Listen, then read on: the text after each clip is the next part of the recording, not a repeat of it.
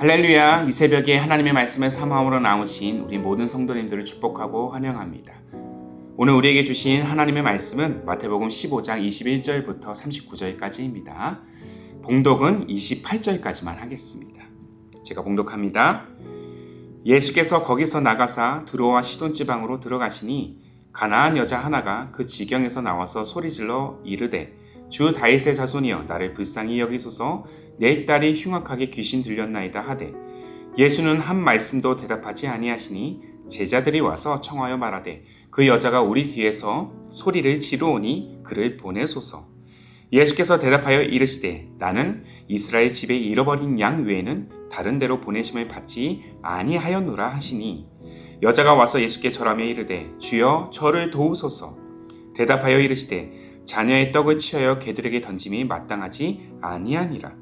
여자가 이르되 주여 올소이다마는 개들도 제 주인의 상에서 떨어지는 부스러기를 먹나이다 하니 이에 예수께서 대답하여 이르시되 여자여 내 믿음이 크도다 내 소원대로 되리라 하시니 그때로부터 그의 딸이 나으니라. 아멘. 오늘 말씀은 단절이란 장벽을 넘어서는 복음이란 제목으로 함께 나누기를 원합니다. 세계 2차 대전 이후에 이어진 이 미소 냉정 시대의 대표적인 분열의 상징을 꼽으라면 단연 베를린 장벽일 것입니다. 이 패전국 독일은 수도 베를린을 중심으로 서쪽은 미국, 영국, 프랑스로 결집된 이 연합군의 예속이 되었고 동쪽은 당시 소련, 지금의 러시아의 예속이 되었습니다. 이처럼 독일은 강대국들에 의해서 분단의 아픔을 겪지만 같은 분단 국가이지만 남북의 교류가 절대적으로 불가능했던 우리 민족과는 달리 동서독은 상호 간의 교류가 어느 정도 활발한 편이었습니다. 그러나 분단 이후 동독과 서독 간의 경제적인 차이는 점점 더 커져갔습니다. 동독의 주민들은 먹고 살기 위해서 이 분단선을 넘어서기 시작했고 해를 거듭할수록 동독의 이탈자는 급증했습니다. 이를 막기 위해서 동독은 이 베를린 장벽을 축조하기에 이릅니다. 그리고 동독은 장벽으로부터 60 내지 70m 정도의 민간인 통제 구역을 만들어서 그곳에 지뢰, 철조망, 도랑을 설치하면서 이른바 죽음의 구역을 만들어 버립니다. 이후 탈출을 시도한 동독의 수많은 난민들이 죽음을 면치 못했습니다. 이로 인해서 민주화를 향한 동독의 대규모 시위가 발생하게 되었고 마침내 1989년 동독과 서독 모두 그들의 집에서 직장에서 갖가지의 공구를 들고 나와서 이 베를린 장벽을 부수기 시작했습니다. 이렇게 몇 달에 걸쳐서 장벽 해체는 계속이 되었고 이는 1990년 10월 양국의 통일이 공식적으로 선언되면서 놀라운 결과, 이 통일 국가를 이루는 놀라운 결과를 낳게 된 것입니다. 이후 베를린 장벽의 붕괴는 단절을 허무는 평화를 상징하게 되었고 평화의 유산으로 남겨지게 됩니다. 시대가 변해도 변하지 않는 고통이 있다라면 그것은 바로 단절일 것입니다. 우리는 삶과 사회, 시대 전반에 걸친 이 단절로 인해서 고통과 슬픔의 현실을 마주하고 있습니다. 이 단절의 고통은 예수님 시대에도 예외는 아니었습니다. 특별히 유대인과 이방인 간의 단절이 극심했습니다. 지금도 그렇지만 당시 유대인들은 메시아의 도래를 자신들만의 유산이라고 여겼습니다. 그래서 예수님을 메시아로 인정하지 않았습니다. 예수님은 일부러 이방 지역을 향해서 나아갔고 그곳에서 공생의 사역을 펼쳤기 때문입니다. 그래서 그는 당시 유대와 원수지간이었던 사마리아 지역으로 일부러 찾아가서 부정한 과거를 지니고 있었던 이 사마리아 여인을 만났고 또 이방인 신분이었던 이 백부장의 종을 고치셨습니다. 그리고 이방 민족들과 교류가 활발했던 이 갈릴리 지역에서 어쩌면 유대인들보다 이방인들이 더 많았을지도 모르는 이 가난하고 헐벗은 무리들에게 오병이어와 같은 기적을 베푸셨습니다. 그래서 유대인들은 예수님을 메시아로 인정하지 않았어요. 특별히 바리새인과 서기관들과 같은 이 기득권자들은 이방인들과 섞이는 예수님의 행적을 그렇게 달갑게 여기지 않았습니다. 안 그래도 높았던 유대인과 이방인 간의 장벽을 그들은 더 높이 쌓아두려고 했습니다. 그러나 예수님의 복음은 유대인을 넘어서 이방인들까지 포함이 된 것입니다. 이방인의 사도라 일컫는 바울 사도는 유대 민족의 침략 국가였던 로마를 향한 이 복음 사역을 늘 소망하면서 복음이 가진 이 본연의 가치를 이렇게 정의하고 있지 않습니까? 자, 로마서 1장 16절의 말씀이에요. 내가 복음을 부끄러워하지 아니하노니 이 복음은 모든 믿는 자들에게 구원을 주시는 하나님의 능력이 됨이라.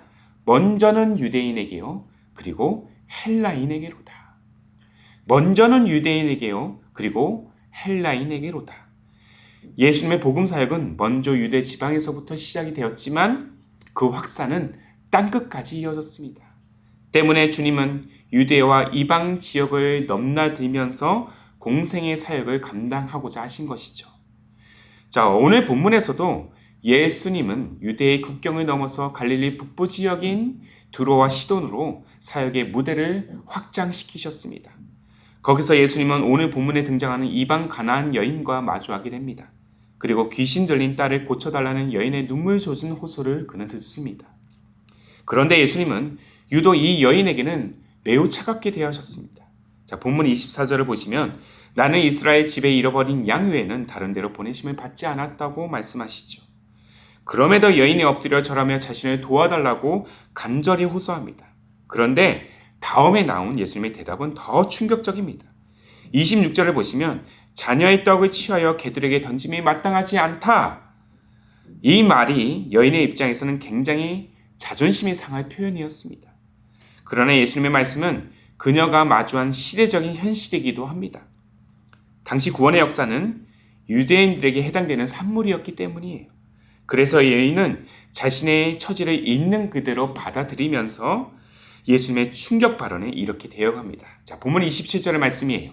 여자가 이르되 주여 올소이다마는 개들도 제 주인의 상에서 떨어지는 부스러기를 먹나이다. 자신은 비록 예수님의 구원 사역으로부터 단절될 수밖에 없는 존재지만 부스러기라도 받을 수가 있다라면, 그렇게라도 자신의 딸이 나음을 입을 수 있다라면 포기하지 않겠다라는 의미인 것이죠. 예수님의 이와 같은 여인의 반응을 보시면서 28절에서 이렇게 말씀하십니다. 여자여 내 믿음이 크도다. 내 소원대로 되리라.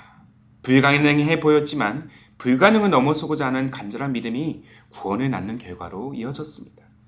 그러나 이는 비단 여인의 간절함만으로는 이루어진 것이 아닙니다. 복음, 이 놀라운 구원의 메시지는 죄로 인하여 단절된 하나님과 우리 사이에 막힌 담을 허물고자 말씀이 육신이 되어서 이 땅 가운데 오신 예수 그리스도로부터 시작되었다는 사실을 우리는 결코 간과해서는 안 됩니다. 이 막힌 담을 허물기 위해서 예수님은 두로와 시돈을 향해 나아가셨고, 마침 귀신 들린 딸을 위해서 믿음으로 나아온 여인의 기도를 들어주신 것입니다. 우리는 이 오늘 본문에서 예수님께 나아가 엎드린 여인의 간절함만을 주목해서는 안 될 것입니다. 두로와 시돈을 향해 나아가신 예수님의 행적 또한 동시에 우리는 바라봐야 할 것입니다. 앞서 언급한 이 베를린 장벽의 붕괴는 동독 주민들만의 노력의 산물이 아니에요. 소독 주민들도 함께 동참했습니다. 양쪽에서 그렇게 망치를 두드렸을 때 마침내 평화가 찾아온 것입니다. 예수님의 구원 역사도 마찬가지입니다. 주님은 이방 지역에서 가난하고 헐벗은 영혼들을 고치시고 줄이고 목마른 자들에게 이 칠병이어의 기적을 베푸심으로 자신이 진정한 메시아, 구원자임을 드러내셨고 많은 이들로 하여금 자신을 믿게 하도록 하셨습니다. 예수께서 오늘 가나안 여인에게 냉소적으로 반응하신 이유 또한 일찍이 자신이 왔다는 소식을 듣고 찾아온 여인에게 진짜 믿음을 받기 원하셨기 때문이에요. 이렇게 예수님으로부터 시작된 구원 사역을 믿음으로 우리가 받는 순간 마침내 우리는 죄와 사망으로부터 높게 쌓여진 담을 허물고 담대함으로 하나님의 보좌 앞으로 나아갈 수 있는 것입니다.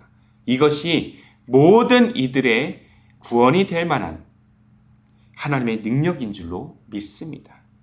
사랑하는 성도 여러분, 오늘도 우리는 죄와 허물로 인하여 단절된 하나님과 우리 사이를 허무시고 자신의 십자가를 통해서 은혜의 보좌 앞으로 나아가도록 인도하신 예수님의 구원의 역사를 깊이 우리가 묵상하고 이 놀라운 평화를 영원히 누리도록 믿음을 허락하신 주님께 감사해야 될 줄로 믿습니다. 그리고 이 복음의 능력을 오늘도 믿음으로 붙들고 나아가야 할 것입니다. 복음이 오늘을 살게 하는 유일한 능력이 되기 때문입니다. 복음을 주신 주님께 감사하십시오. 그리고 복음을 붙드는 인생이 되십시오. 혹 어느 순간 복음의 능력이 내 영혼에 희미해져 있다면 다시 간절함으로 그 은혜와 진리의 능력이 가득한 복음을 내 영혼에 다시 새겨 넣으십시오. 그렇게 복음을 통해 이 단절이란 장벽을 넘어서 화평의 땅으로 나아가게 하신 주님을 온전히 우리가 바라보며 복음으로 회복되고 복음으로 살아내며 복음으로 승리하는 우리 모두가 되기를 주님의 이름으로 축복합니다. 아멘. 함께 기도하겠습니다. 모든 이들을 구원할 만한 이 복음의 능력으로 막힌 담을 허무신 하나님 아버지, 오늘도 죄로 인하여 단절된 삶을 넘어서 평화의 땅, 구원의 삶으로 나아가게 하신 하나님의 그 놀라운 은혜를 찬양합니다. 그러나 때때로 우리의 영혼은 우리에게 허락된 이 복음의 가치를 희미하게 바라볼 때가 있음을 고백합니다. 개들도 주인이 흘린 붓스러기를 먹는다고 고백하는 여인의 간절한 믿음처럼 오늘도 우리의 구원을 위하여 험난한 이 시대를 이겨내어 승리의 여정으로 나아가기 위해서 간절한 마음으로 복음을 붙드는 인생이 되게 하여 주옵소서. 오직 복음이 죄로 인하여 단절된 하나님과 인간 사이를 회복시킬 유일한 능력임을 다시 한번 선포합니다. 그리고 그렇게 막힌 담을 허무시기에 말씀이 육신이 되어 우리 가운데 거하시는 예수님을 신뢰하는 인생이 되기를 원합니다. 부디 우리의 삶의 여정이, 우리 가정과 자녀들의 삶이, 우리 교회가 그렇게 복음으로 살고 복음의 가치를 붙들며 복음을 위해 살아가도록 성령여 우리를 인도하여 주옵소서. 이러한 우리의 간절한 믿음을 통해 단절을 넘어 평화의 여정으로 이끄시는 우리 주님 예수님의 이름으로 기도하옵나이다. 아멘.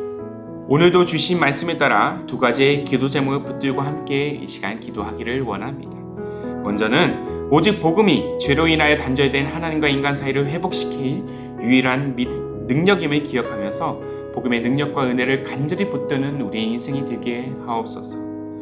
한 걸음 더 나아가 우리의 삶과 가정, 기쁨이 되는 교회가 복음의 가치를 늘 붙들며 단절이 가득한 이 시대에 평화의 소식, 복음의 가치로 이 막힌 담을 허무는 그러한 복음의 통로가 되게 하옵소서. 자, 이 두 가지의 기도 제목의 간절한 마음으로 함께 고백하시면서 기도로 하루의 삶을 열어가시기를 바랍니다. 함께 마음을 다해 기도하겠습니다.